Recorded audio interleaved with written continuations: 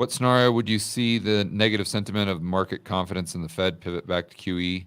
Black swan event, 3-4 quarters of negative GDP while the unemployment rate is going up and CPI trending down, especially if it's trending down like 9.654.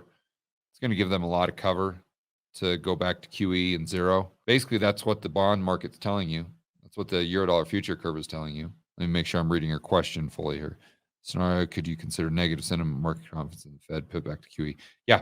So either you go into a deep recession to where they can't try to change the definition. At some point, if you're at 6, 7, 8% headline unemployment, the U3 number, and you've got 3 or 4 negative quarters, they can't keep up the shenanigans of, oh, we're changing the definition. that only flies for so long. And everyone in the real economy, all the average Joe and Janes, they might not know anything about economics, but they know damn well that we're in a recession. They know darn well that their purchasing power is going down, excuse me.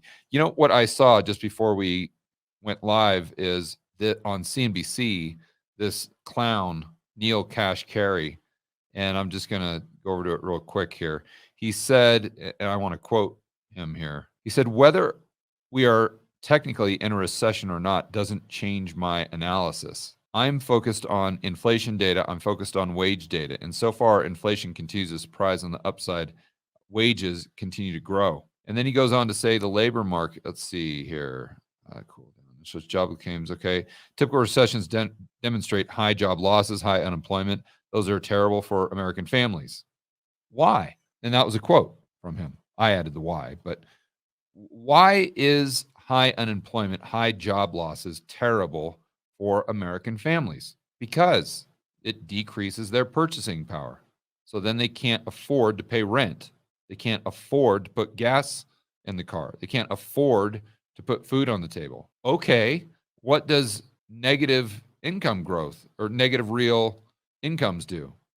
Negative real income growth.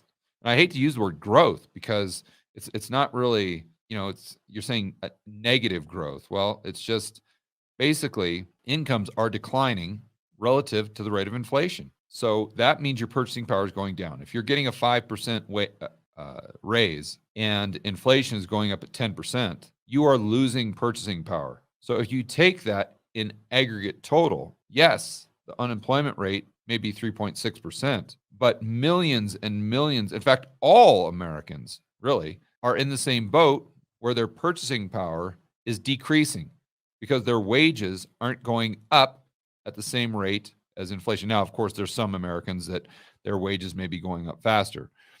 But in aggregate total, I think you have the exact same loss of purchasing power as you would if the unemployment rate was at 10, 12% because of negative real wages. And for some reason, someone at the Fed like Kashkari can't figure that out, or he just won't admit it. I'll let you be the judge as to which is most probable. But these talking heads get way too caught up in the metric itself, and they don't think about why the metric's important.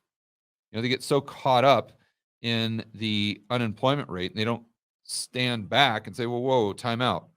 Why is it bad if people are unemployed?